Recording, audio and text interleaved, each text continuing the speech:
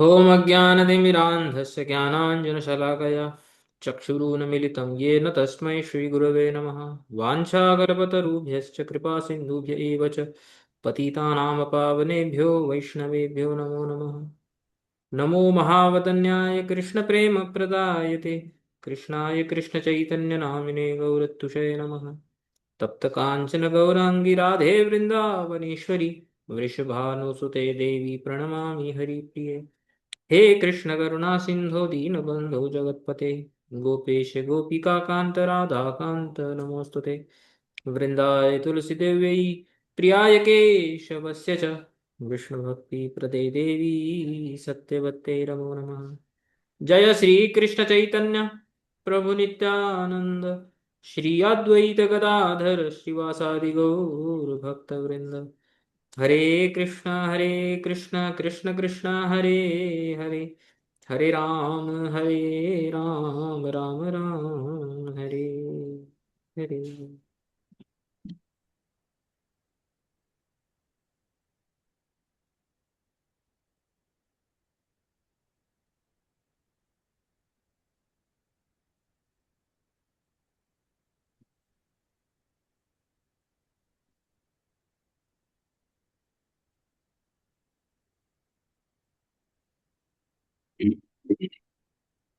ठीक है।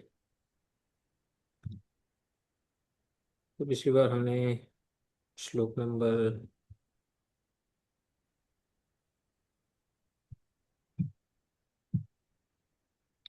47 से पढ़ा। वर्तमानोऽन्ययो कालो गुणाभिज्ञापको यथा एवं जन्मान्ययोरेतद् धर्माधर्म निदर्शनम्। तो जो यमदूत हैं वे विष्णु दूतों ने जो प्रश्न पूछे थे उनका उत्तर देते हुए बता रहे हैं कि किस प्रकार जो साधारण रूप से जो जीवात्मा है वो अपने कर्मों के अनुरूप जो भी प्रारब्ध के अनुरूप नया जन्म प्राप्त करता है फिर और आगे के जन्म प्राप्त करता है। तो बोलते हैं कि जिस प्रकार काल टाइम जैसा है बाहर देख करके गर्मी है ठंडी है उससे इसके पहले का क्या था इसके आगे क्या आने वाला है उसका जिस प्रकार से हम जो है पता लगा सकते हैं ऐसे ही वर्तमान जन्म के प्रारब्धों को देखकर व्यक्ति के पूर्व में उसने कितना धर्म अधर्म किया था उसके स्वभाव को देखकर और उसकी क्रियाओं को देखकर आगे क्या उसकी गति होने वाली है धर्म अधर्म की ये हम अंदाजा लगा सकते हैं। मनसैव पुरे देव पूर्वरूपं विपश्यति मनोमीमांसते पूर्वं मनसा भगवान अजः। तो देव यानी यमराज जो हैं वे मन में ही जो है पूर्व साधारण जीवों के जो पूर्व रूप कर्म हैं उनको वो जान जाते हैं विपश्यति जानाति। और जो अपूर्व हैं जो आगे होने वाले हैं वो भी वे मन में उसका अनुमान लगा लेते हैं अनुमीमांसते। यह तो ही भगवान अजय क्योंकि वे यमराज जी जो हैं वे भी ब्रह्मतुल्य हैं। यथाज्ञस्तमसा युक्त उपास्ते व्यक्तमेव हि न वेद पूर्वम अपरम नष्ट जन्म स्मृतिस्तथा। और जो अज्ञ जीवात्मा होता है वो कैसा होता है जिस प्रकार स्वप्न में व्यक्ति जो देख रहा होता है उसी का ही उसको ज्ञान होता है। उसको ये नहीं ज्ञान होता है कि वो सोने से पहला सोने से पहले कुछ और था जागने के बाद कुछ और होगा। उसी प्रकार अज्ञ जीवात्मा को इतना ही मालूम होता है कि जो उसका जो वर्तमान जन्म है उसी में वो फोकस्ड रहता है उसी में वो अभिनिविष्ट होता है और पूर्व और अपर के बारे में वो नहीं सोचता है और स्वेच्छाचारी होकर अपनी इच्छा से कर्म करता है। पंचभी कुरुते स्वार्थान् पंचवेदात पंचभी एकस्तु षोडशे न त्रीन् स्वयं सप्तदशोष्णुते। पांच कर्म इंद्रियों से कर्म करता है स्वार्थ करता है। पांच ज्ञान इंद्रियों से पांच विषयों को भोग भोग करता है 15 हो गए। और मन से ये 16। और ये जो है कर्म इंद्रिय ज्ञान इंद्रिय और मन इस प्रकार इस तीनों से युक्त इन तीन चीजों से युक्त जो 17वां यानी जो जीव है वो बार बार जन्म और मृत्यु के चक्कर में घूमता रहता है। तदेतत् षोडशकलं लिंगम शक्तित्रयं महत् दत्तेनु संसृतिं पुंसि हर्षशोक भयार्तिदम्। तो इस प्रकार से जो महान जो तीन शक्तियां हैं, सत्व रज तमः, तो वो उससे जो षोडश कला कलम यानी कि 16 चीजों से युक्त जो जीव है जो ऊपर बताया गया था, उससे वो हर्ष शोक भय और दुख इत्यादि प्राप्त करता है। और अनुसंसृति अनुभूय अलग अलग योनियों में, देव मनुष्य आदि योनियों में भ्रमण करता रहता है, और नाना प्रकार के लिंग यानी कि सूक्ष्म शरीर के साथ जो स्थूल शरीर है वो धारण करता रहता है। देहयज्ञोचित षड्वर्गो नित्यं कर्माणि कार्यते कोशकार इव आत्मानं कर्मणाच्छाद्य मुह्यति। न चाहते हुए भी जीवात्मा को कर्म करने ही पड़ते हैं, क्योंकि बिना कर्म किए वे कभी रह ही नहीं सकता है। इसलिए वो जो कोशकार यानी ऐसा जो कीट होता है जो अपने मुख से आ, जो तंतु, कपड़ा टाइप का निकाल करके जो अपना वेब बनाता है, वो जिस प्रकार अपने बाहर जाने का रास्ता भी नहीं निकालता है, उसी में ही मर जाता है, उसी प्रकार जीवात्माओं का कर्मों का ये जो वेब है, ये जो मैट्रिक्स है, इस कर्मों के कोश में ही वो जो है आवरण में ही वो घूमता रहता है, इससे बाहर निकल ही नहीं पाता।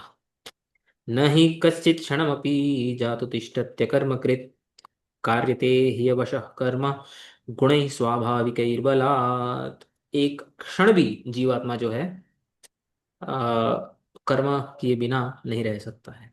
अपने गुणों से और अपने स्वभाव से, तीन गुणों के प्रभाव से और अपने स्वभाव से, बल से उसको कार्य करना ही पड़ता है।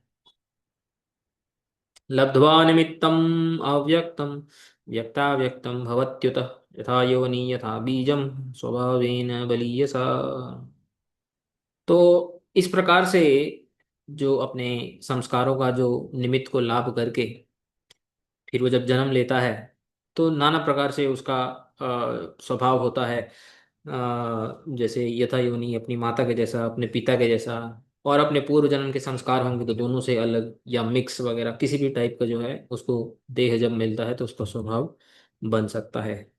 एष प्रकृति संगेन पुरुषस्य विपर्ययः आसीत् स एव न चिराद ईश संगाद विलीयते। और अंतिम श्लोक जो हमने पिछली बार पढ़ा था उसमें फाइनली सॉल्यूशन बताया है कि ये जो प्रकृति का जो संग है, इससे विपर्यय हो जाता है, यानी भगवान से विमुखता हो जाती है अनादिकाल से। लेकिन ईश संगात, जब वो भगवान का संग करने लगता है भक्ति के द्वारा, तो न चिरात यानी स्वल्प समय में भी उसका जो ये संसार है वो विलीयते, वो नष्ट हो जाता है।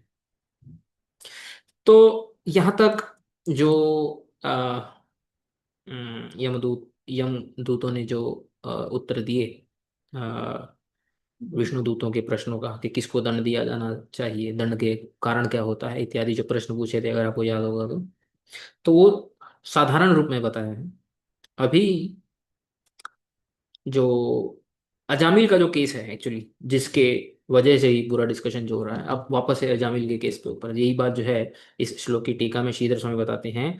तदेवं सामान्य तो धर्म आदि निर्णयम उक्त्वा, सामान्य रूप से धर्म आदि नियम बताकर, निर्णय धर्म आदि का निर्णय करके, प्रस्तुत प्रस्तुतस्य अजामिलस्य अधर्मम प्रपंचयन्तु, जो प्रस्तुत जो टॉपिक चल रहा है अजामिल का, उसके अधर्म के बारे में अभी बता रहे हैं। दंड्यत्वम आहो, कि उसको दंड देना चाहिए, क्योंकि टॉपिक तो अजामिल का चल रहा है, यहाँ पे तो थोड़ा सा टॉपिक डाइवर्ट हो गया, डाइवर्ट इन द सेंस के जनरल जीवात्मा के जन्म मृत्यु के बारे में थोड़ा बता के अभी वापस बैक टू अजामिल आ रहे हैं। अयम ही इति यावत अध्याय समाप्त, तो जब तक अध्याय की समाप्ति होती है तो आज हम इस अध्याय को समाप्त कर देंगे। तो आज अभी पूरा जो हम जो श्लोक पढ़ने वाले हैं उसे यहाँ से लेके इस अध्याय की समाप्ति पर्यंत तो अजामिल के बारे में आएगा, कि क्यों हम अजामिल को लेके जाना चाहते हैं। तो यदि आपको याद होगा कि जब अजामिल 88 ईयर्स का था, और जब वो उसके मृत्यु का समय आ गया था, उस समय तो उसको लेने के लिए, सूक्ष्म शरीर को लेने के लिए यमदूत आ गए थे। कितने यमदूत आ गए थे, उनकी संख्या कितनी थी? 3। 3। तो 3 यमदूत आए थे, वो क्या कर रहे थे, हृदय से उसकी जो लिंग शरीर है, उसको जो सूक्ष्म शरीर है उसको निकाल रहे थे। और उसमें जैसे ही उन्होंने प्रयास करना शुरू किया तो ऐसे ही क्या हुआ था, जो विष्णु दूत आ गए थे, और विष्णु दूतों की संख्या क्या थी? 4। 4। तो 4 विष्णु दूतों ने उनको रोका। और अजामिल ने अंत समय में क्या किया था, अपने जो सबसे छोटा जो पुत्र है, जिसका नाम नारायण है, उसको आवाहन किया था, उसको जोर से बुलाया था। हम्म, तो ये थी सिचुएशन। और फिर उन्होंने पूछा कि भाई आप इसको क्यों लेके जा रहे हो, उन्होंने बोला कि हमें क्यों रोक रहे हो, यमदूत बोलते हैं, विष्णुदूत पूछते हैं कि अरे अगर तुम यमराज के सेवक हो तो बताओ धर्म के बारे में। और अल्टीमेटली फिर इनको इसको क्यों लेके जा रहे हो, तो अब अजामिल के ऊपर जो है, यहाँ से डिस्कशन शुरू होता है। अयम हि श्रुत संपन्न शीलवृत्त गुणालय धृतव्रतो मृदुर्दांत सत्यवांग मंत्र विच्छुचि गुर्वग्न्यतिथि वृद्धानाम शुश्रूषूरनहंकृतः सर्वभूत सुहृत् साधुर्मितवागनसूयकः। अजामिल के बारे में बता रहे हैं। पहले तो थोड़ा सा अजामिल की हिस्ट्री बता दी थी कि इसका वैश्या दासी के साथ एक संग करके भ्रष्ट हो गया था। सब अन्याय कर्म करके दूसरों को किडनैप करके, याद है ना, चोरी करके ये सब करता था, थोड़ा बताया था। अभी एकदम बिगिनिंग से बता रहे हैं अजामिल पहले से कैसा था, और उसके साथ ऐसा क्या हुआ कि उसकी ऐसी दशा हो गई। तो बोलते हैं अयम अजामिल श्रुत संपन्न। अजामिल पहले कैसा था? श्रुत, श्रुति शास्त्र, वेद शास्त्र इत्यादियों से युक्त, यानी कि अधीत वेद, सब वेदों का अध्ययन उसने किया था, श्रुत संपन्न। शील वृत गुणालय। शील वृत वृत गुणालय का अर्थ यहाँ पे आचार्य करते हैं शीलम, सुस्वभाव, अच्छा स्वभाव, अच्छा नेचर। वृत्तम सदाचार, अच्छा आचरण करने वाला। गुणा, गुणों का आलय, कौन से गुणों का आलय? क्षमा आदय, क्षमा इत्यादि, जितने भी अच्छे गुड क्वालिटीज होते हैं, तेषाम आलय। तो उनका वो आलय था। आलय समझते हैं ना? शील वृत्त गुणालय। धृत व्रत, धृत व्रत यानी कृत जप पूजा आदि नियम, अपना जप ध्यान पूजा इत्यादि का जो भी नियम था वो बहुत अच्छे से करता था। मृदु, कोमल चित्त, उसका हृदय सॉफ्ट था। दांत, दांत यानी जितेंद्रिय, अपनी इंद्रियों के ऊपर पूरा उसका कंट्रोल। सत्यवाक, हम्म, सच बोलता था। बिल्कुल भी किसी को धोखा ना देना, किसी को झूठ ना बोलना, किसी को मारना और चोरी करना तो बहुत दूर की बात है। मंत्रविद, मंत्रों का ज्ञाता था, वेद मंत्रों का ज्ञाता था। शुचि ही, बहुत प्योर, वेरी वेरी प्योर। गुरु अग्नि अतिथि वृद्धा नाम शुश्रूष।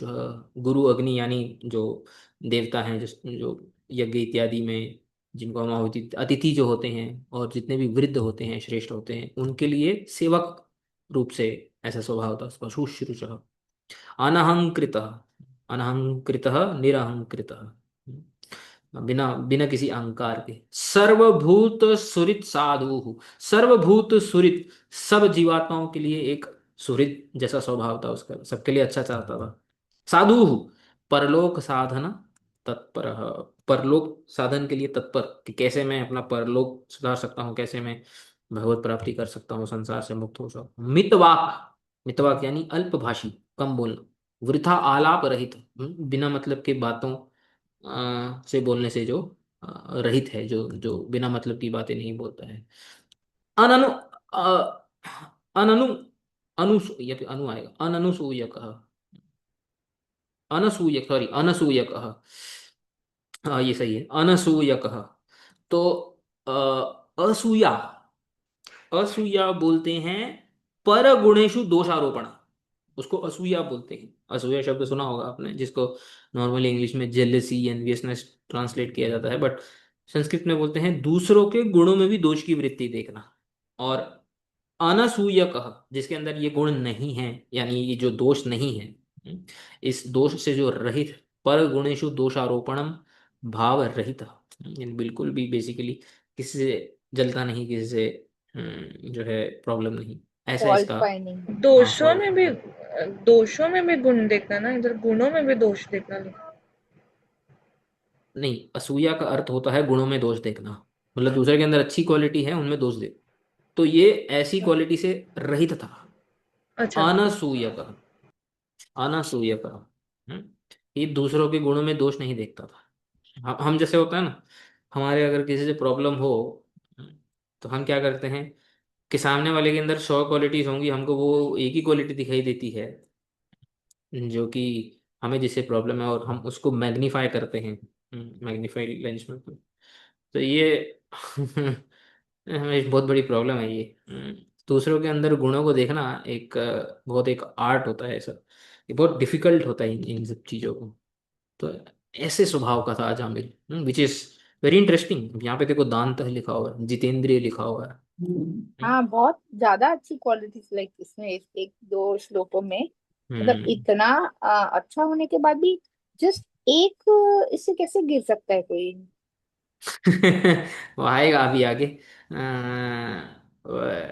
एटलीस्ट मैं जब पढ़ रहा हूँ, मतलब मुझे अपनी ही दशा उसमें दिखाई दे रही थी। मतलब अपनी दशा, मतलब ऐसे नहीं बोल रहा हूँ कि ऐसे मेरे अंदर ये क्वालिटी से करके नहीं, लेकिन आगे जो डिस्क्रिप्शन आएगा, तो हमारे साथ डेली बेसिस पे क्या होता है, से अपनी अवस्था भी से समझ में आएगी।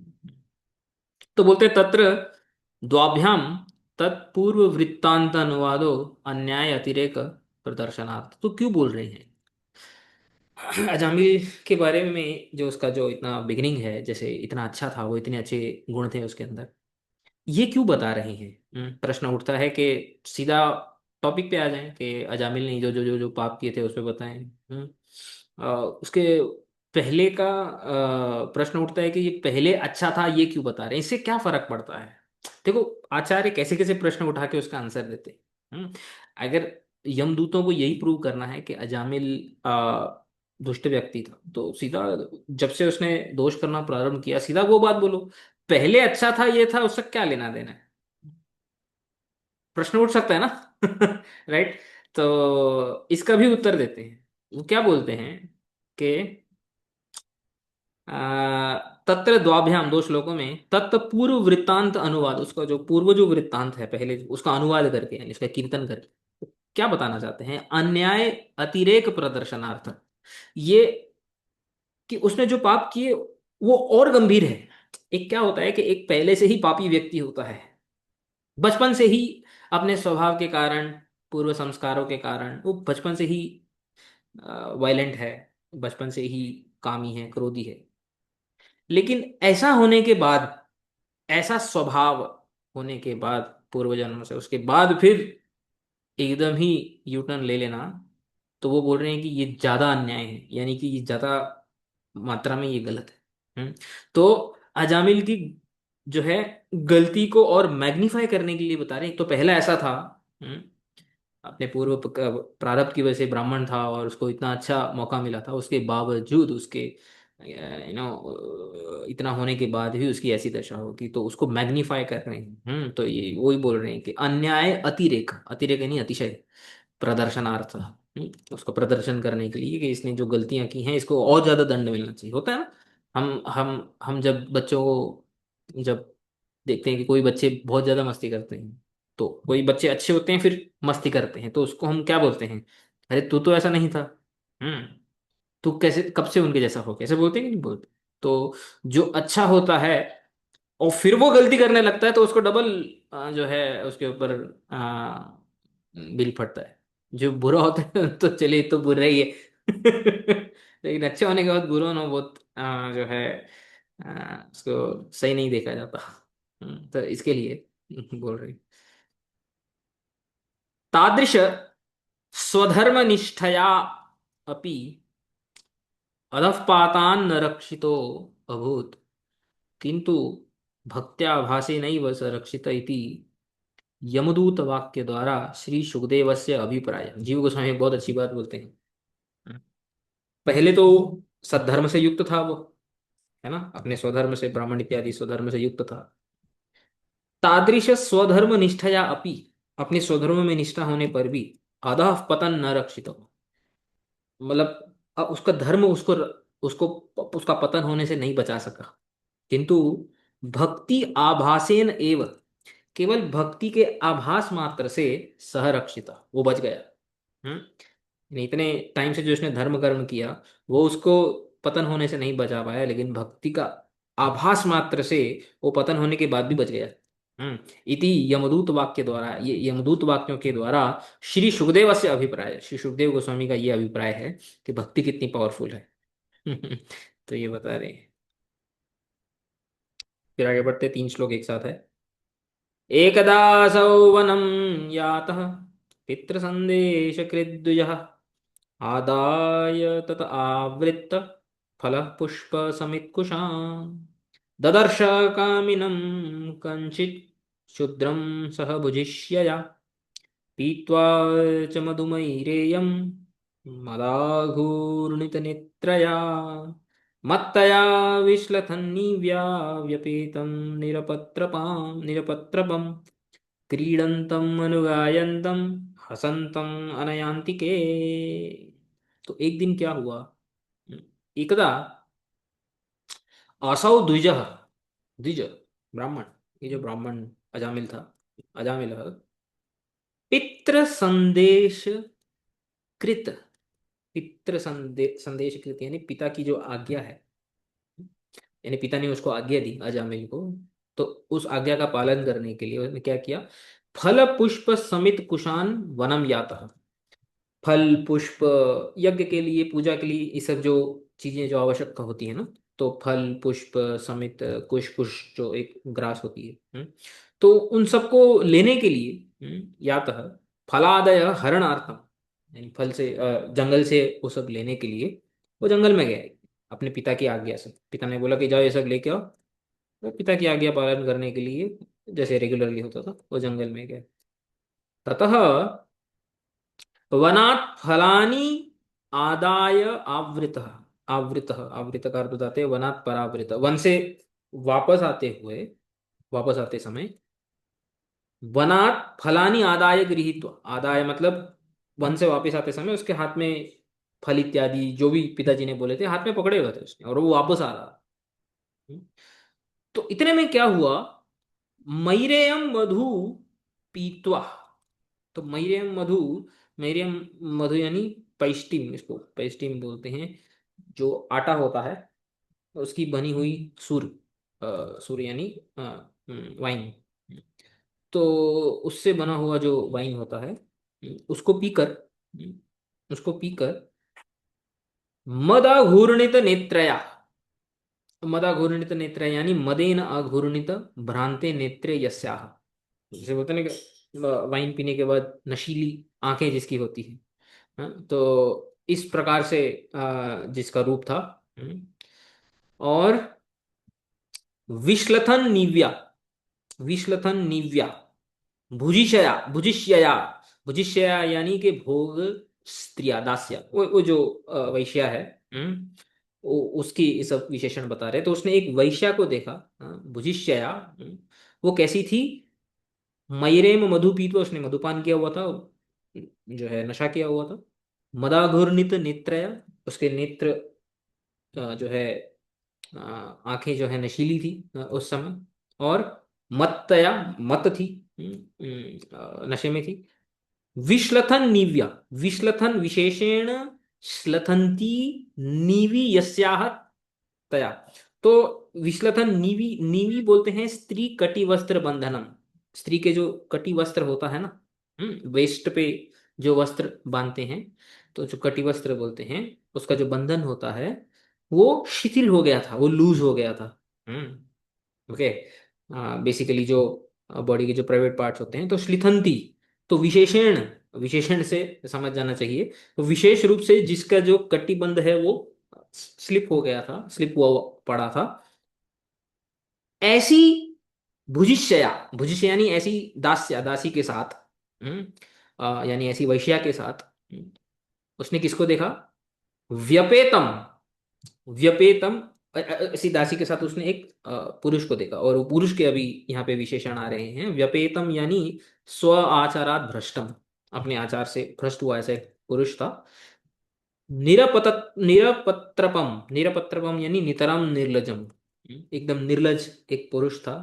ऑब्वियसली जंगल में उसके साथ गलत हरकत कर रहा था। अंतिके, उसके समीप में, अस्याह समीपे, उस वैश्या के समीप में, अनया सह, उसी के साथ, यानी वाइन वगैरह पीते हुए, अनुगायंतम, गा रहे थे, हसंतम, हंस रहे थे, क्रीडंतम च, और क्रीड़ा इत्यादि, प्रेम संभोग इत्यादि क्रियाएं कर रहे थे।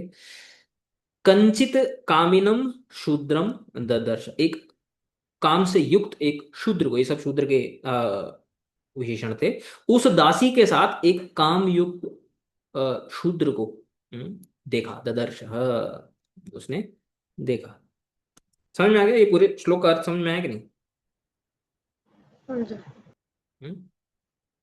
तो श्री विश्वनाथ चक्रवर्ती ठाकुर बताते हैं, भुजिष्य दास्या संभुज्यमानया, संभुज्य यानी भोग्यमान, माना भोग्यमान दास्या, यानी जो अ, भोग किया जाता है वैश्या उसका, व्यपेतम लोक भय रहितम अनायास, यानी वो जो शूद्र कैसा था, बिना किसी लोक भय, कोई किसको शर्म कुछ नहीं है, बेशरम बेसिकली जिसको हम बोलते हैं। तो ऐसा बेशरम टाइप का एक अ, शूद्र था वो, ऐसी एक दासी के साथ वो क्या कर रहा था, जो यहाँ पे लिखा हुआ है ऐसे इस सिचुएशन में था। तो उसने सिर्फ देखा, राइट। तो Ajamil just unfortunately just had his eye on that scene. तो उसके बाद क्या हुआ?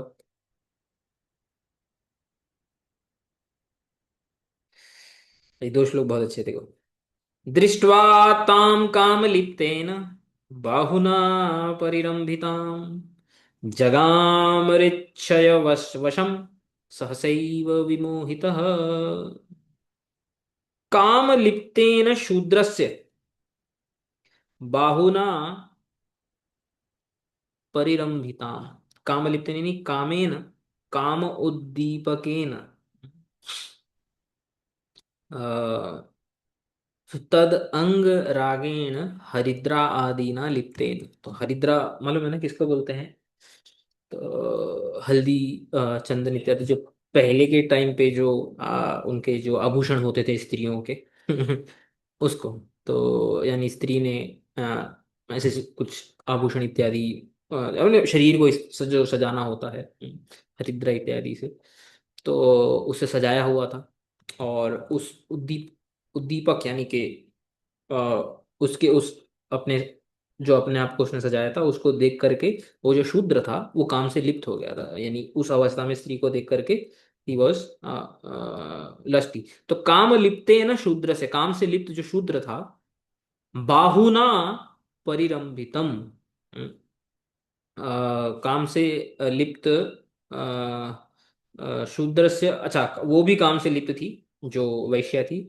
उसने क्या किया, अपने बाहुओं से उस शूद्र को परिरंभिताम, आश्लिष्टान, आश्लिष्य व पादरताम आता है ना, यानी कि एक्सेप्ट करना, गले लगाना बेसिकली।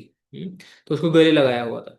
ताम दृष्टवा सहसा एव, और वो जब देखा कि उस दासी ने विप्र को गले लगाया हुआ इस पोज में, तो सहसा सडनली, तो अन्वय में बताते हैं श्रील प्रभुपाद, प्रारब्ध वशात, सडनली कुछ नहीं होता है।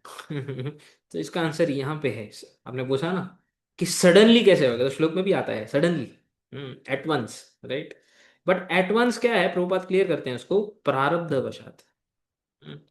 कभी कभी हमारा प्रारब्ध इतना स्ट्रांग होता है, कोई कोई संस्कार इतना स्ट्रांग होता है कि अच्छी अपब्रिंगिंग के बावजूद, हम्म, हम्म, उसके होने पर भी, जब उस संस्कार को एक मौका मिल जाता है, एक एक चांस मिल जाता है ग्रो करने का, और अपने आप को एक्सप्रेस करने का, तो जितनी भी हमारी सद्विद्या है, जितनी भी हमारी साधना है, और जितने भी हमारा जो ज्ञान है, वो सब जो है कहाँ जाता है, कुछ समझ में नहीं आता है। तो हमारे साथ यही होता है, हमारे साथ मैं बता रहा था मेरे साथ तो होता है, कि आप लोगों का तो पता नहीं, लोग साधु हो।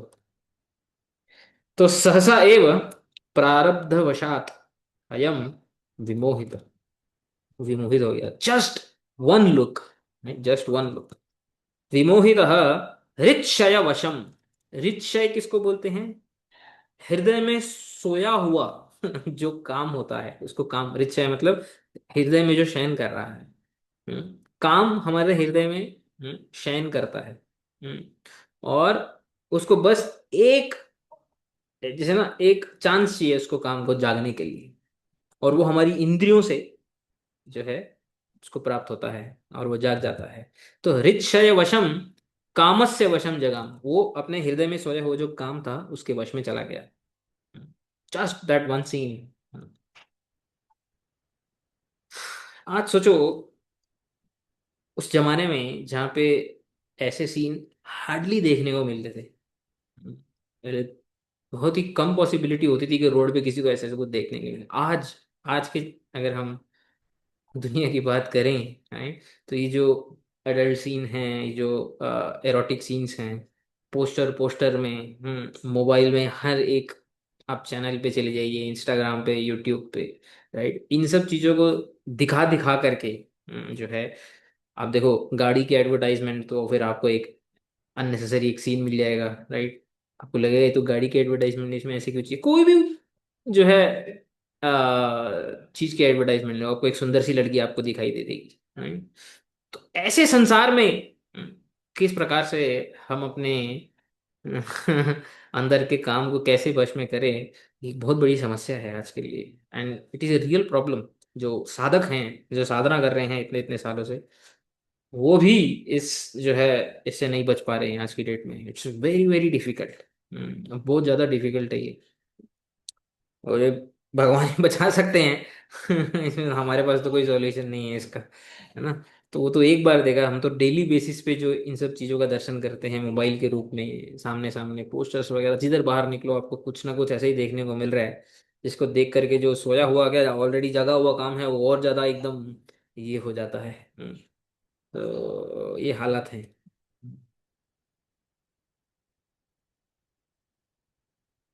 स्तम्भयन्नात्मनात्मानं यावत् सत्वं यथा श्रुतं न शशाक समाधातुं मनोमदनवेपितम। ये श्लोक भी बहुत मस्त है। फिर उसने क्या किया राइट, प्रभु ये जी पीछे वाले का आपने वो एक मिनट श्लोक दिखा ना, वो भवार्थ पीठिका का नीचे का जो एक लाइन ये बताया था, इसका क्या बताया था? वही बताया था मैंने कि काम से ये जो हरिद्रा इत्यादि जो उसने लगाया हुआ था हाँ हाँ, अंगराग। ओके, हाँ, वो पहले बता दिया मैंने। तो इसमें बोलते हैं, जब उसने देखा, और जो जब हृदय में सोया हुआ काम, जब उसको जागृत हुआ और उसके अंदर इच्छा जागृत, तो पहले उसने क्या किया देखो, फर्स्ट टाइम उसने क्या किया, यावत सत्वम यथा श्रुतम। तो जितना उसको ज्ञान था, राइट, होता है ना कि जब हमारा जब जो बुद्धि है, हम्म, वो जब काम युक्त हो जाती है, मन जब काम युक्त हो जाती है, तो हम अपना ज्ञान, अपना नॉलेज जो है उसका हम प्रयोग करते हैं कि नहीं ये मुझे नहीं करना है, मुझे इस डायरेक्शन में नहीं जाना है। उसने भी वही किया। तो यावत श्रुतम, जितना उसका ज्ञान, उसके जो नॉलेज पावर थी उसके पास, तो उसने क्या किया, या, यावत यथा श्रुतम यावत सत्वम, सत्वम यानी उसने धैर्य धारण करने का प्रयास किया पहले, कि मेरा जो मन जो विचलित हो रहा है कामना की वजह से, मैं अपने मन को शांत करूं, राइट। तो his first reaction was not to get attached to that. तो यथा श्रुतम यावत सत्वम आत्मानाम आत्मना स्तंभयन। आत्मानाम यानी अपने ज्ञान के द्वारा, आत्मना यानी कि अपने बुद्धि के द्वारा अपने मन को, तो बुद्ध्या आत्मानम यानी अपने मन को स्तंभयन, स्तंभयन यानी कि रोक रहा था, हम्म, कि नहीं this is wrong, you should not continue thinking in that direction, इस प्रकार से वो प्रयास कर रहा था। और संभयन है निवारण, इसका निवारण कर रहा था। किंतु मदन वेपितम, हम्म, मदन वेपितम यानी मदनेन कंपितम, कांपता है ना हृदय जब इस प्रकार से काम करो, तो जब जागृत हो जाता है, ऐसे फीलिंग होती है कि जो मन कांप रहा है। इसको स्थिर करना पड़ेगा, धैर्यता लेके आना पड़ेगा। तो कांपते हुए मन को, मदन वेपितन, यानी काम से कांपते हुए मन को समाधातुम न शशाक, कोशिश किया उसने, प्रयास किया। लेकिन उसको समाधातुम यानी नियमित, उसको नियमित करना वो नहीं कर पाया।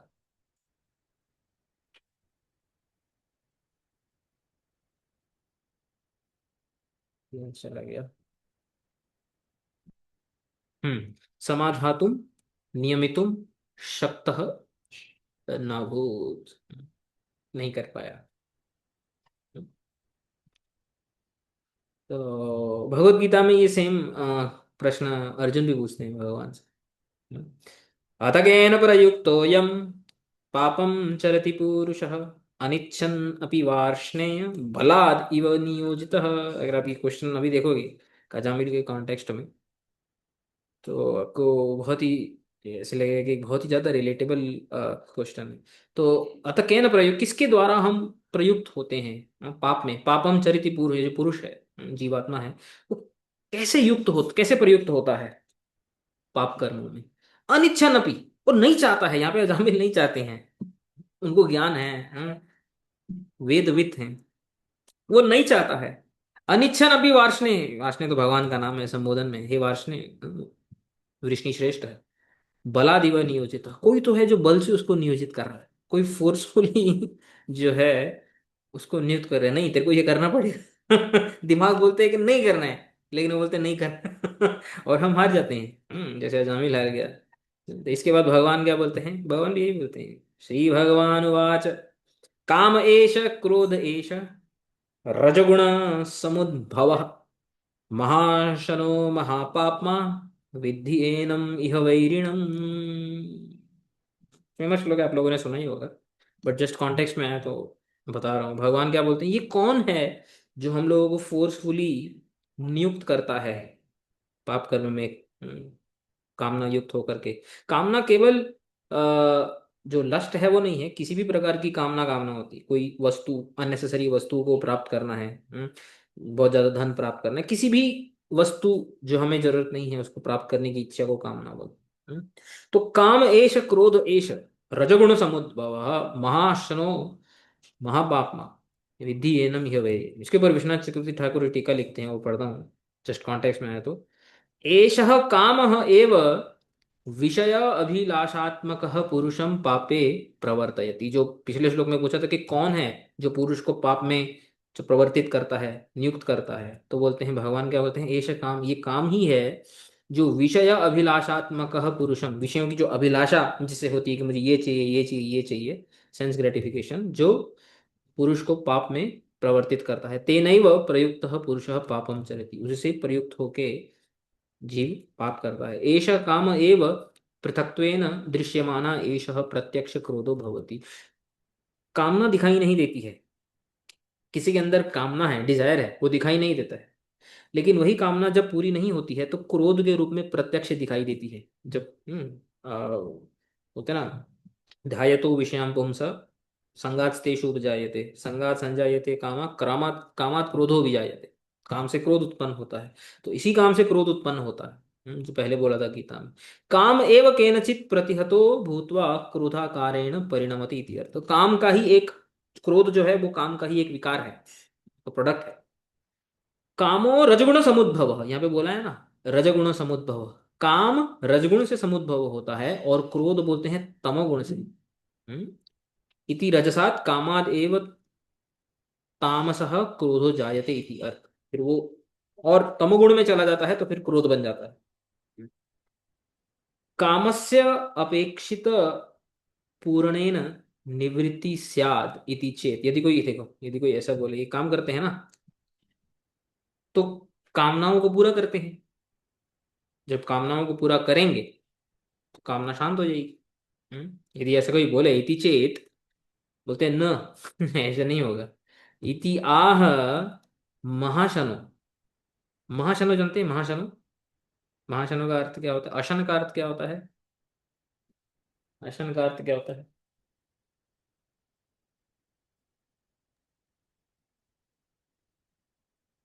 कुछ लोग है ना, भक्ति परेशानुभावो विरक्तिर अन्यत्र च एक च एष एक कालः प्रपद्यमानस्य यथाश्नतः स्युः। अश्नतः, अश्नतः यानी भोजन। खाना, खाना। ठीक है। तो महाशनो यानी महद अशनम यस्य, जो बहुत ज्यादा खा सकता है, और फिर भी तृप्त नहीं होता। कितना इंटरेस्टिंग वर्ड यूज किया भगवान ने। काम कैसा है? महाशनो यानी कि, महाशनो यानी कि बहुत ज्यादा कंज्यूम कर सकता है और फिर भी तृप्त नहीं हो सकता है। मतलब इसका अर्थ क्या है? यदि कोई प्रश्न करे कि काम की पूर्ति कैसे हो जाएगी, कि वो जो है काम को पूरा करो और काम शांत हो जाएगा, ऐसा नहीं है। इसलिए उसको शब्द प्रयोग किया है महाशनो, यानी महद अशनम यस्य। मतलब जितना उसको देते रहोगे वो उतना कंज्यूम करता रहेगा और फिर भी शांत नहीं होगा। ये महाशनो शब्द का अर्थ है। इंटरेस्टिंग। यत पृथ्व्याम व्रीहि यावम हिरण्यम पशव स्त्रियः न अलम एकस्य तत्सर्वम इति मत्वा समम भजे। तो स्मृति का एक श्लोक कोट करके यहाँ पे बताते हैं कि अगर एक व्यक्ति जो जो ग्रीडी व्यक्ति होता है, जो कामना से युक्त व्यक्ति होता है, उसको कितना भी अन्न दे दो, व्रीहि इत्यादि, अन्न, अन्न वगैरह, गेहूं वगैरह, सोना दे दो, हिरण्यम, पशु पशु दे दो, प्रॉपर रिसोर्सेज दे दो, दुनिया की सारी स्त्रियां दे दो, ये सब कुछ जो है उसकी कामनाओं को एक क्षण भी कम नहीं कर सकती। इस श्लोक को कोट करके बता रहे हैं कि कामनाएं पूरी करने से शांत नहीं होती। कामस्य अपेक्षितम पूरयितुम अशक्यमेव। इंटरेस्टिंगली इस श्लोक को इसकी टीका को जब एंड करते हैं, बोलते हैं तो ठीक है, काम को पूरा करना तो पॉसिबल नहीं है, तो ये ऐसा करेगा, ननु दानेन संधातुम अशक्य चेत साम भेदाभ्याम स एव वशी कर्तव्य। तो ये देखो, यहाँ पे वैरी शब्द प्रयोग किया है, काम। वैरी किसको बोलते हैं? दुश्मन। दुश्मन को, एनिमी, है ना। तो हमारे नीति शास्त्र में आप लोगों ने सुना होगा, दुश्मन को जीतने के 4 प्रकार होते हैं। कौन से? और क्या, साम दाम दंड भेद। साम दाम दंड और भेद। हम्म तो वो क्या बोल रहे हैं, देखो, पहला ऑप्शन उन्होंने क्या किया कि काम को पूरा करो, तो दान यानी कि साम दाम, दान यानी दान यानी दान। ठीक है। तो जो मेरा दुश्मन है काम, उसको मैं और देता रहूंगा, यानी उसको पूरा करता रहूंगा, तो वो शांत हो जाएगा। उन्होंने बोला नहीं, ऐसा शांत नहीं हो सकता है, इसलिए भगवान ने शब्द प्रयोग किया महाश्नु। उसको जितना दोगे लेता रहेगा और फिर भी शांत नहीं होगा। हम्म जैसे कभी कभी हम देखते हैं ना, जीवन में, या कभी कभी टीवी में ही दिखाते हैं, किसी व्यक्ति के पास ऐसा कुछ होता है जिससे वो दूसरे को ब्लैकमेल करता है। कि देखो, मेरे मेरे तुम्हारे बारे में ये जानता हूँ, और अगर तुमने मुझे कुछ दिया नहीं तो मैं सबको बता दूंगा ऐसा। तो बोलेगा इतना दोगे तो शांत हो जाओगे? बोले हाँ। वो ले लेता है, फिर अगली बार वापस आता है, देखो, ब्लैकमेल करने। बोले भाई कितनी बार आएगा? वो आता ही रहता है, वो कभी शांत नहीं होता है ना। तो काम ऐसा ही है। भाई एक बार तृप्त करूंगा, शांत हो जाएगा कि नहीं? नहीं, फिर आएगा कुछ देर के बाद, फिर आएगा कुछ देर के बाद। तो इसलिए बोला महाशनो। अच्छा, तो दाम काम नहीं कर सकता है, तो साम और भेद इत्यादि ट्राई करें। हम्म तो जो है, भेद यानी उसको डाइवर्ट करने का प्रयास करें। या कुछ क्या बोलते हैं, अ, किसी चीज से, साम किसको बोलते हैं, जैसे हम्म, कंपेयर करते हैं नहीं। हाँ, उसको किसी और चीज से रिप्लेस करना, ये कैसे तो भी करना, बोलते नहीं वो भी पॉसिबल नहीं, उससे भी वो वशी करता है, उससे उससे वो वशीकरण उसका होगा, बोले नहीं। तत्र आहा महापात्मा अति उग्र। ये जो बोला है ना, महापाप्मा, दो दो विशेषण बोले, महाशन हो, महापाप्मा। महापाप्मा यानी अति उग्र है, वो डाइवर्ट भी नहीं होता है। तो इंटरेस्टिंगली एंड करते समय भी जो है, बहुत ही यहाँ पे पता है कि इसको इसको काम को कंट्रोल करना इट्स वेरी वेरी डिफिकल्ट। फिर आगे गीता में जब भगवान आगे जाते हैं और भी बताते हैं इसके बारे में। जैसे अगले श्लोक में भगवान बताते हैं, धूमेन आव्रियते वह्निर यथा दर्शो मलेन च, यथा यथोल्बे उल्बेन आवृतो गर्भस तथा तेन आवृतम, तथा तेन इदम आवृतम। तो 2 एग्जांपल देते हैं कि जैसे जो जो धुएं से आवरण, यदि किसी आदर्श यानी कि किसी शीशे का अगर धुएं से आवरण हो जाए, या उल्बेण आवृतो गर्भ, उल्बेण यानी कि जो वुम होता है जो गर्भ को आवरण करता है, वो जो है इतनी आसानी से अलग नहीं हो सकते हैं। तो उसी प्रकार कामनाएं हमारे हृदय से बड़ी आसानी से जा नहीं सकती। फिर उसके बाद वो क्या बोलते हैं, उसी प्रकार से ये काम क्या करता है, आवृतम ज्ञानम एतेन ज्ञानिनो नित्य वैरिणा काम रूपेण कौन्तेय दुष्पुरेण अनुलेन च। इसलिए जिस प्रकार वो जो अग्नि इत्यादि मिरर को आवरण करते हैं, वोम जो है वो गर्भ को आवरण करती है, इसी प्रकार से काम किसको आवरण करता है, ज्ञान को आवरण करता है। इसलिए वो जब बोला ना कि यथाश्रुतम, जितना ज्ञान था उसको लगाया, तो ज्ञान को वो कवर कर देता है, हमारा ज्ञान नष्ट हो जाता है। काम रूपेण कौन्तेय दुष्पुरेण, ये जो काम रूपी जो नित्य वैरी है, नित्य वैरी है, हमेशा ही वैरी ही रहेगा वो। दुष्पुरेण, इसको इसको जीतना बहुत मुश्किल है। फिर क्या बोलते हैं, इंद्रियाणि मनोबुद्धिर अस्य अधिष्ठान उच्यते। इंद्रिय मन और बुद्धि इसका अधिष्ठान, इसके आश्रय है। ये कहाँ पर रहता है, इंद्रिय में, मन में और बुद्धि में। एतैहि विमोहयति एष ज्ञानम आवृत्य देहिना। यहीं पे स्थित होके इंद्रिय में, ज्ञान में, सॉरी, इंद्रिय में, मन में और बुद्धि में बैठकर ये जीव के जो, जीव का जो ज्ञान है उसको आवृत करके उसको विमोहित करता है। फिर इसमें सॉल्यूशन बताते हैं कि क्या करना चाहिए। तस्मात् त्वम् इंद्रियाण्यादौ नियम्य भरतर्षभ पापमानं प्रजहि प्रजहीह्येनं ज्ञान विज्ञान नाशनम।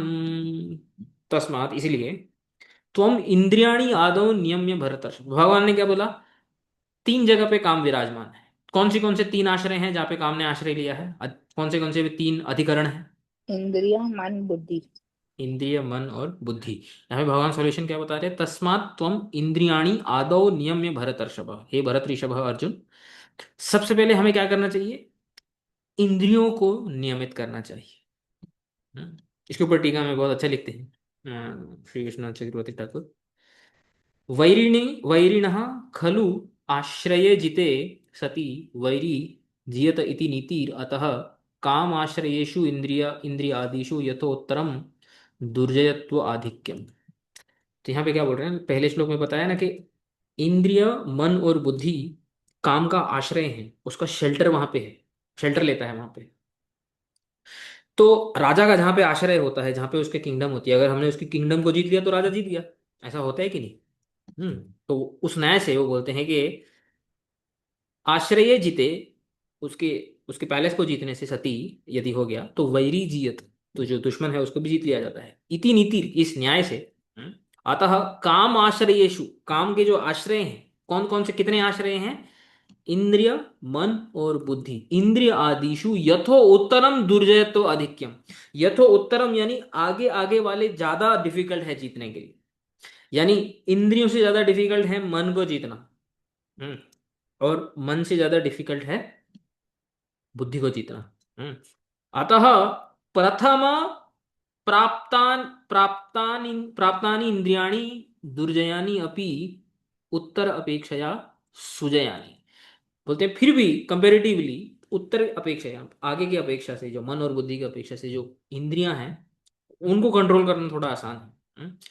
तो क्या करना चाहिए, प्रथमम ते जीयंताम इति आह तस्मात् इति, पहले इंद्रियों को जीतना चाहिए, इसलिए भगवान ये श्लोक बोल रहे हैं। इंद्रियाणि नियम्येन यद्यपि, अभी कैसे नियमित करना चाहिए, इंद्रियों को कैसे नियमित करना चाहिए, यद्यपि पर स्त्री पर द्रव्य आदि अपहरणे दुर्निर्वारम मनोगच्छति एव, मन भले पर स्त्री, पर द्रव्य, ये मेरा है, ये मुझे चाहिए, इत्यादि वहां पे मन भले भागेगा, तदपि तत्र तत्र नेत्र श्रोत्र कर चरण आदि इंद्रिय व्यापारस्थ गणनाद इंद्रियाणि न गम्येति इति अर्थ।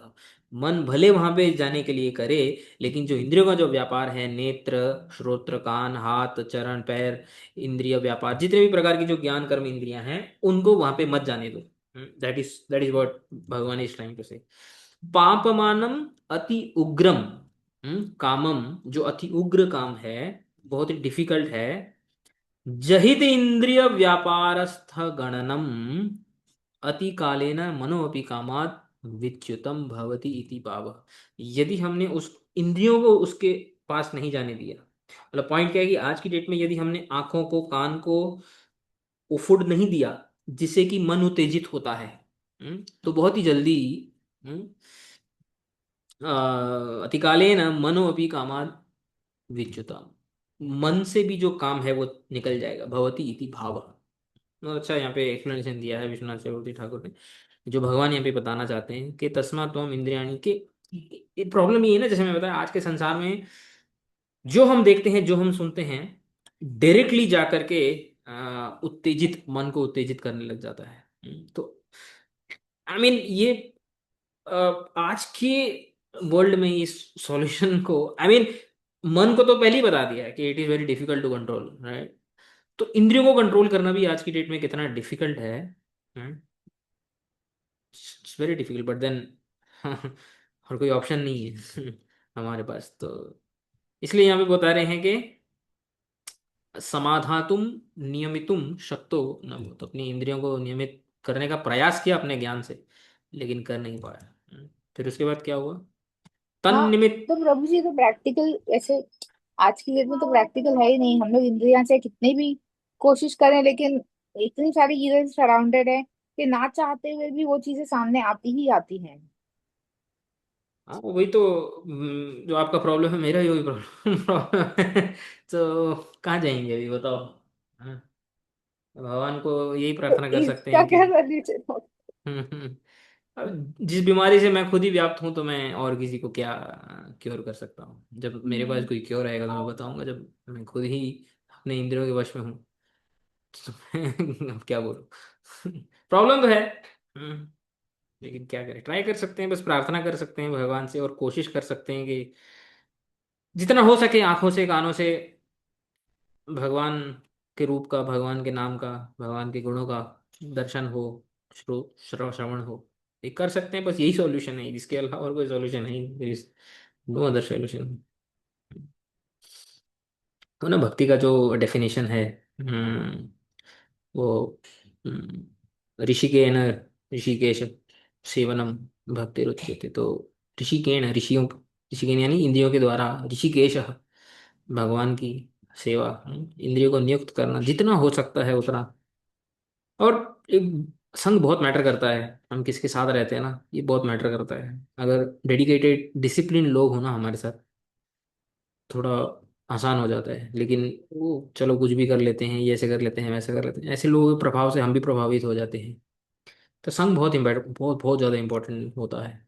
ऐसे लोगों के साथ रहना जो डिसिप्लिन है, के साथ रहना बहुत आवश्यक होता है। खैर वो मेरा खुद का अभी फिलहाल वैसी दशा नहीं है, तो मैं उसके बारे में ज़्यादा ही क्या ही बोलूँ। फिर आगे बढ़ते हैं। तन्निमित्त स्मर व्याज ग्रहग्रस्तो विचेतन तामेव मनसा ध्यायन् स्वधर्माद्विररामः। तन्निमित्त स्मर व्याज ग्रहग्रस्त विचेतन, तन्निमित्त यानी तद दर्शनम एवं निमित्तम, वो जो दर्शन किया उसने, वो वैश्या का और शूद्र का जो गले लग करके क्रीड़ा इत्यादि कर रहे थे, वो एक निमित्त बना, it it became a cause, right. कौन किसका कॉज, कि जो संस्कार रूप में जो सोया हुआ जो काम था वो जागृत हो गया। हम्म। तन्निमित्तम स्मर व्याज ग्रह ग्रस्त, स्मर व्याज, स्मर का अर्थ होता है कामदेव। हम्म, काम जो ग्रह है उसे ग्रस्त हो गया। हम्म, काम रूपी ग्रह से, जैसे चंद्रमा ग्रस्त कर देता है ना कभी कभी पृथ्वी को, जिसको ग्रहण बोलते हैं। तो वो क्या हो गया, उसका हृदय काम रूपी ग्रस्त ग्रह से ग्रस्त हो गया वो। लेकिन इसमें एक और शब्द है, व्याज।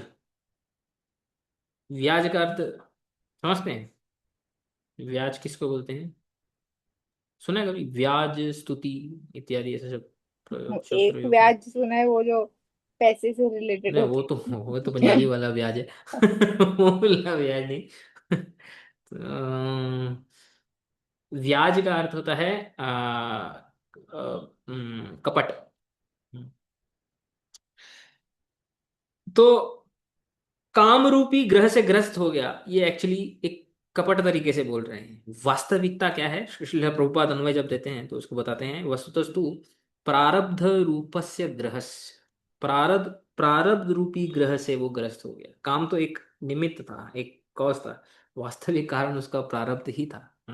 हमारे अंदर के संस्कार ही होते हैं जो इससे हमें काम की तरफ हमें खींचते हैं। वरना तो जो महात्मा होते हैं उनको तो कितना भी उनको उद्दीपन मिल जाए, निमित्त मिल जाए, वो नहीं, उनका प्रारब्ध स्ट्रांग होता है, उनकी साधना भी पहले की स्ट्रांग होती है, तो हमारा स्ट्रांग नहीं है, इसलिए हम खींचे चले जाते हैं। तो उससे ग्रस्त होकर के विचेतन क्या हो गया, गत स्मृति। सोचो संस्कार कितने स्ट्रांग होते हैं, इतने सालों की गई साधना एक सेकंड में नष्ट हो सकती है। इट्स नॉट, इतना अमेजिंग नहीं है। इसलिए संस्कारों का ऊपर इतना जो है शास्त्रों में विवेचन किया जाता है। जो योग शास्त्र हैं पूरे संस्कारों के ऊपर। योग का अर्थ क्या है, योग चित्त वृत्ति निरोध, वेरी अमेजिंग डेफिनेशन।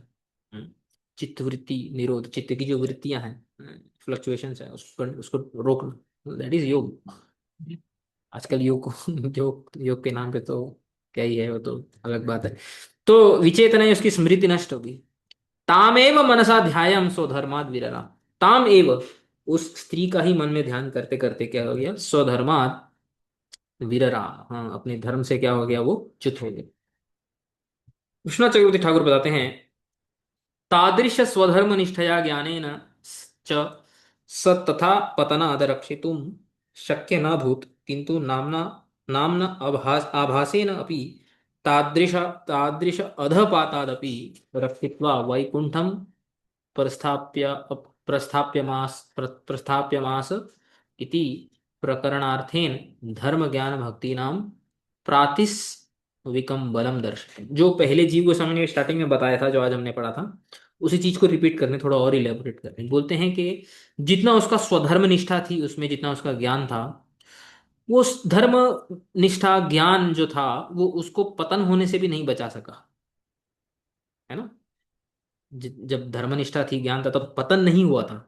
वो पतन होने से भी नहीं रोक सका, किंतु नाम का जो आभास है, जैसे कि हम जानते हैं आगे क्या होने वाला है, नाम के आभास मात्र से, हम्म, आभास मात्र से क्या हो गया, तादृश अधः पाताद, अधः पतन वाली दशा से भी नाम के आभास से क्या हो गया, रक्षित, जो है बच गया वो।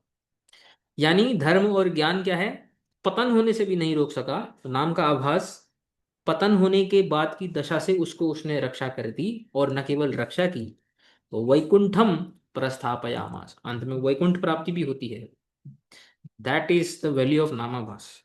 ये बहुत बड़ा क्वेश्चन रेस करना चाहिए, कि नाम के आभास की ये वैल्यू है, तो हम लोग जो इतने समय से नाम कर रहे हैं, ये हमारा कुछ क्यों नहीं हो रहा है। यही डिस्कशन के लिए मैंने इस टॉपिक को उठाया है, जो अभी आगे आएगा, दूसरे अध्याय में बहुत बड़ी एक टीका आएगी विश्वनाथ चक्रवर्ती ठाकुर की, अमेजिंग एकदम फैंटास्टिक टीका है।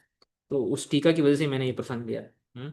पर अजामिल के केस में बहुत सारे भक्तों के मन में ये प्रश्न आता है, अजामिल के केस में, अरे ऐसा हो गया, हम जो इतने निर्जला व्रत रख रख के जो है इतनी साधना कर रहे हैं, हमारे साथ ऐसा होते हुए दिखाई क्यों नहीं दे रहा है।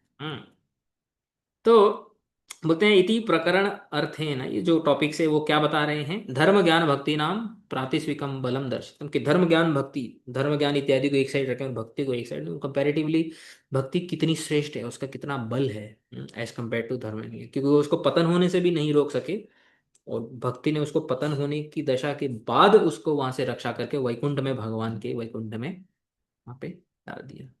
ये बात है। तामेव तोषयामास पित्रेणार्थेन यावता ग्राम्यैर्मनोरमैः कामैः प्रसीदेत यथा तथा। तो अब फिर वो उसका संग करने लग गया, उसके साथ में रहने लग गया। तो उस साथ में जब रहते थे, वो क्या करता था, यावता पित्रेण अर्थेन, जितना उस पिता के पास अर्थ था, पिता ने पैसा कमाया हुआ था, तो उसे सब अच्छे काम करना तो छोड़ ही दिया, ब्राह्मण इत्यादि। तो जब ऐसा हो गया तो कामनाएं भी बढ़ी, ऑब्वियसली अभी ऐसी स्त्री को साथ में रहेगा तो फिर वो भी डिमांड करेगी, उसकी डिमांड को पूरा करना पड़ेगा।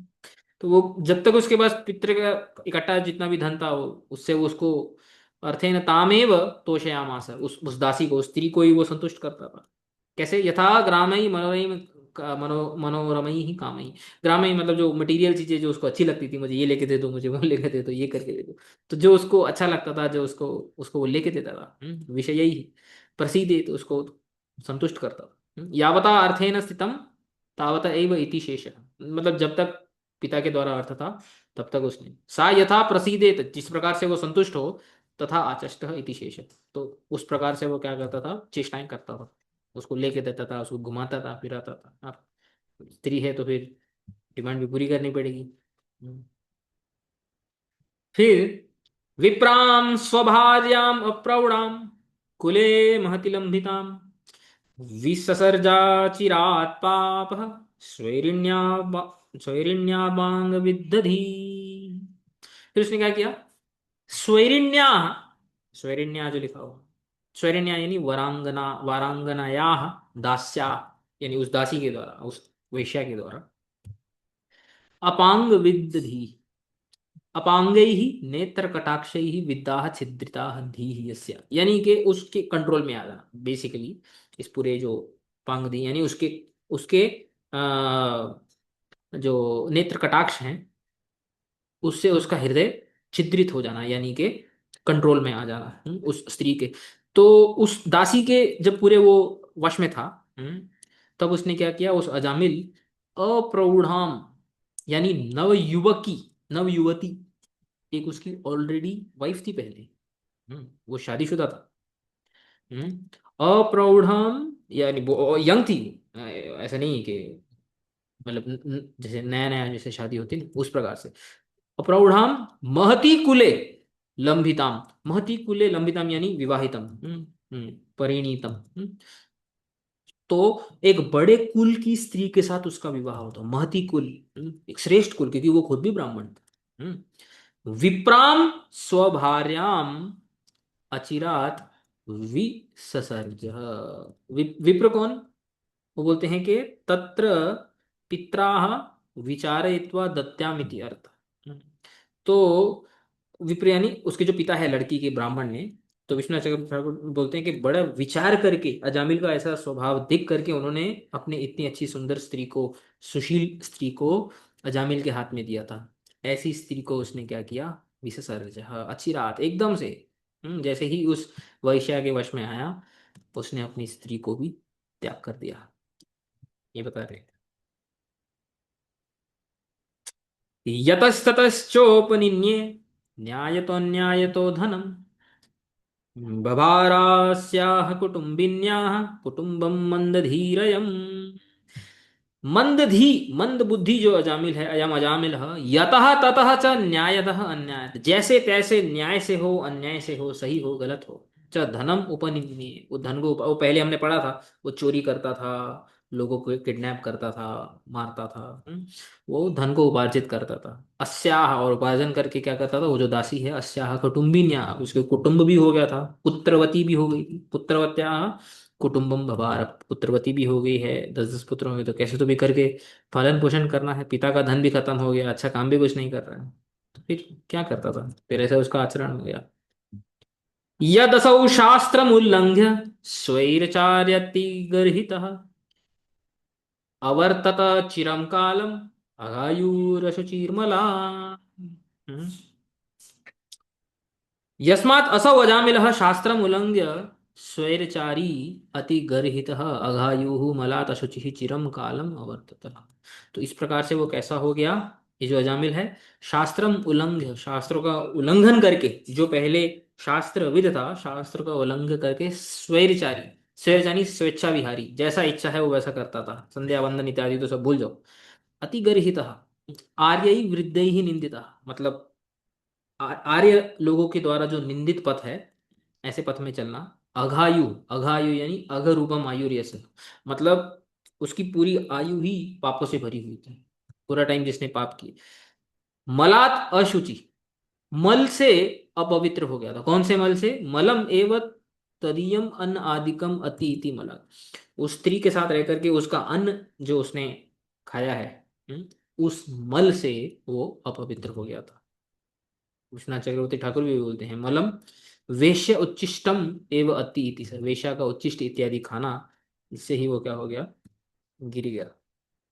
चिरम कालम अवर्त, तो चिरकाल के लिए ऐसा उसका स्वभाव था, इसलिए ऐसा ही रहता था, तो इतना बड़ा वो पापी था। और अंतिम श्लोक के, अध्याय के अंतिम श्लोक में बताते हैं, तत एनम दंडपाणे सकाशम कृतकिल्बिषम नेष्यामो कृत निर्वेशम यत्र दंडेन शुध्यति। वो क्या बोल रहे हैं देखो, बोलते हैं ततः कृत किल्बिषम, कृत किल्बिषम यानी कृत पापम, ऐसा जो पाप किया हुआ, इतने सारे पाप किए हुए जो अजामिल है, पापी अजामिल, अकृत निर्वेशम, अकृत निर्वेशम यानी अकृत प्रायश्चित्तम, इतने पाप किए और कोई एक एक का भी किसी का प्रायश्चित नहीं किया है, कोई प्रायश्चित नहीं किया है। याद है ना, प्रायश्चित के से ही स्टार्ट हुआ था ये पूरा जो अध्याय है।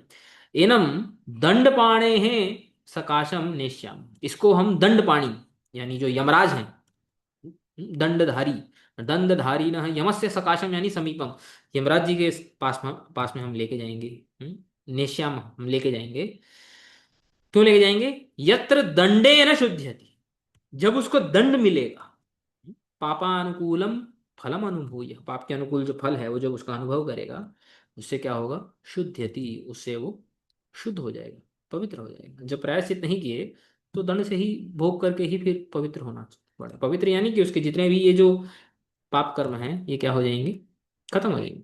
अकृत निर्वेशम अकृत प्रायश्चित्तम अस्य एव च हितार्थे नेष्यामः इति आयु इति आहुः यत्र इति।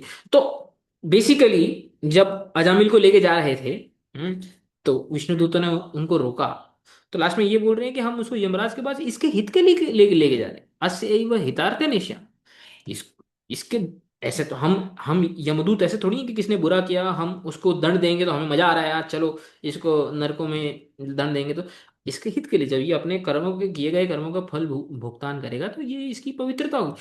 तो हम एक तो इसके हित के लिए इसको लेके जा रहे हैं यमराज जी के पास, तो हमें क्यों रोक रहे हैं, दैट इज द इंटेंशन। अभी आप विश्वनाथ चक्रवर्ती ठाकुर बोलते हैं, अकृत प्रायश्चित यत्र शुद्धयति इति अस्य उपकार एव प्रवर्तमानान, इसके ऊपर उपकार करने वाले हम जो यमदूत हैं, अस्मान हम लोगों को, कथम वारयथ वारयथ इति भाव, हम लोग को क्यों आप मतलब क्यों निवारण कर रहे हैं, हम लोग को क्यों रोक रहे हैं कि हम इसको न लेके जाएं। इसने जो पाप किया है, जो पाप का कर्म भुगतेगा यमराज जी के पास जाके, तो ये पवित्र हो जाएगा। तो हम हमें आप क्यों रोक रहे हैं। तो दैट वो जो क्वेश्चन है जो उन्होंने इतने समय पहले पूछा था, इसी क्वेश्चन से यहाँ पे इस अध्याय भी एंड होता है। तो अब तक विष्णुदूतों ने तो अब तक कुछ ज्यादा एक ही बस प्रश्न ही पूछा था एक दो श्लोकों में। मोस्टली तो सब यमदूतों ने ही बोला, अपना पूरी जो अजामिल की हिस्ट्री पहले भी बताई, अभी भी बताई, साधारण जीवों के बारे में क्या दशा होती है वो बताया। इसके आगे ये जो बोल रहे हैं कि हम अजामिल को लेके जाएंगे, इसके आगे अगले अध्याय से जब विष्णुदूत जो है बोलना प्रारंभ करेंगे, तब जो है जो नाम की महिमा जो वो गान करेंगे, that is most amazing part यहाँ पे। इति श्रीमद् भागवते महापुराणे ब्रह्मसूत्र भाष्ये पारमहंस्यं संहितायां वैयासिक्यां षष्ठ स्कंदे अजामिलोपाख्याने श्री विष्णु यम पुरुष संवादे प्रथमो अध्याय है।